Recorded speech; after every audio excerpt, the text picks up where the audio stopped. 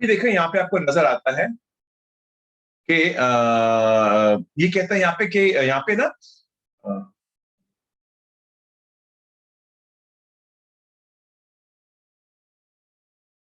Okay sir, मैं कुछ आज कुछ नया ट्राई कर रहा हूँ, इस पे मेरा ध्यान आप जा रहा है।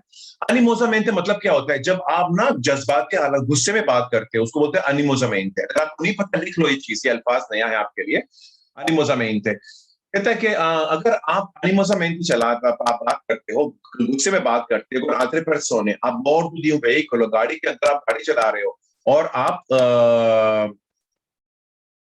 बात कर रहे हो दूसरों के साथ गुस्से में, तो कहते हैं कि आपके scorre filtro no, a bordo del veicolo può influenzare, कहते हैं वो असर कर सकता है नेगेटिवमेंट बुरी तरह से comportamento di guida, आपकी गाड़ी चलाने की बर्ताव में असर करे। जाहिर सी बात है, जो इंसान जज्बाती हो जाता है, गुस्सा करता है, तो हो सकता है कि वो खतरनाक हरकतें करे।